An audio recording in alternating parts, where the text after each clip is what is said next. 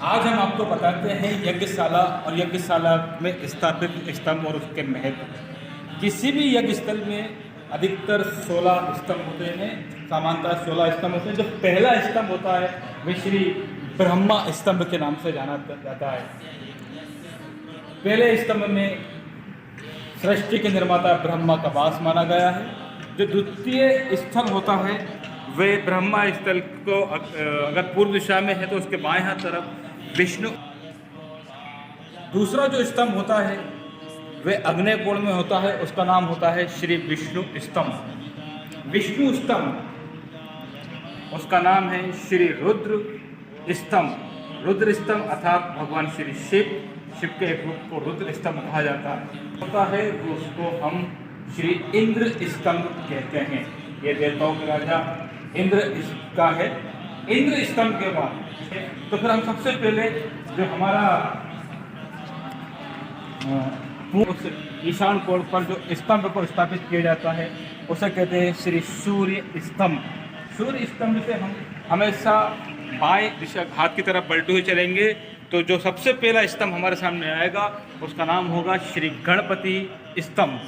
इस प्रकार आप ये एक स्ट्रक्चर बना हुआ देख रहे हैं। ये महामाया मंदिर सिरोंज पर स्थित है। उस गणपति स्तंभ के बाद जो अगला स्तंभ आता है इसी सीधी लाइन में तो वह है श्री अनंत स्तंभ। अनंत स्तंभ और ये आप देख रहे हैं कि फिर जो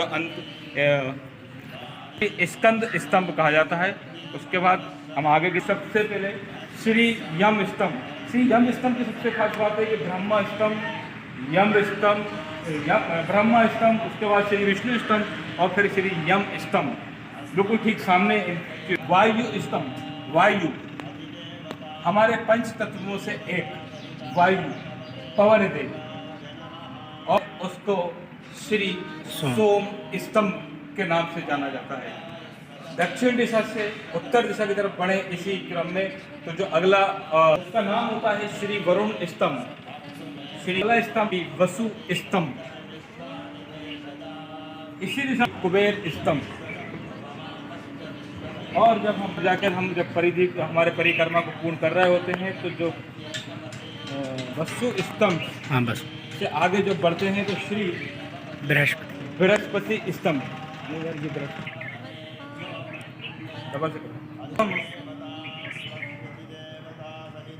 पश्चिम दिशा से पूर्व दिशा की तरफ जाते हुए अपनी परिक्रमा का अंतिम चरण पूरा कर रहे होते हैं तब कुबेर स्तंभ से आगे आता है श्री बृहस्पति स्तंभ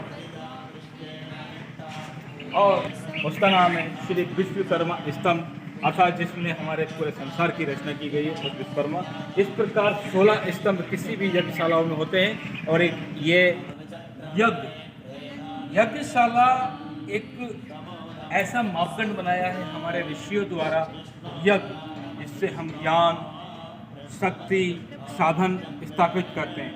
मात्र 16 स्तंभों का ही इस पूरे मामले में चक्र नहीं बल्कि हमारे महर्षि हमारे ऋषियों ने इस यज्ञ के अंदर आने के लिए 4 प्रवेश द्वार बनाए हैं और वो 4 प्रवेश द्वार जो हैं हमारे चारों वेदों का प्रतीक हैं। जो सबसे पहला द्वार बनाया गया है उसका नाम है ऋग्वेद। आप देख सकते हैं ये एक आदर्श यज्ञ स्थल है। यहाँ सबसे पहला द्वार जो है उसका नाम है ऋग्वेद। ऋग्वेद जो है यज्ञशाला की पूर्व दिशा की तरफ स्थापित होता है। ठीक दक्षिण दिशा जब हम उसको आगे बढ़ते हुए जाते हैं जब दक्षिण दिशा में पहुंचते हैं तो हमें मिलता है यजुर्वेद द्वार जो कि यज्ञशाला के दक्षिण दिशा की तरफ स्थापित होता है। यह है आपके सामने यजुर्वेद द्वार। ठीक जब तीसरा क्रम हम वेदों पे जाते हैं तो तीसरे क्रम में आता है सामवेद जो कि यज्ञशाला के पश्चिम दिशा की तरफ स्थापित है।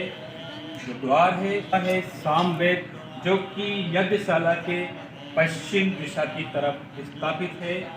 जो द्वार है उसको हम सामवेद के रूप से जानेंगे। किसी भी यज्ञशाला का अंतिम द्वार जो है वह है अथर्ववेद। अर्थवेद सदैव यज्ञशाला के उत्तर दिशा की तरफ हमको प्राप्त होगा। वैसे भी मानता है कि हम जब पूर्व के ऋग्वेद से प्रारंभ होकर अंत के अर्थवेद तक आए हैं, पूरा हमारे शास्त्रों में वैसे भी कहा गया है, हम जब पूर्व से उत्तर की यात्रा करते हैं, अर्थात उन्नति का जो मार्ग आप कभी मैप पे भी देखेंगे, कुछ भी देखेंगे, तो उसका माप पूरब से उत्तर की दिशा की तरफ बढ़ता हुआ दिखता है। ये है शास्त्रिक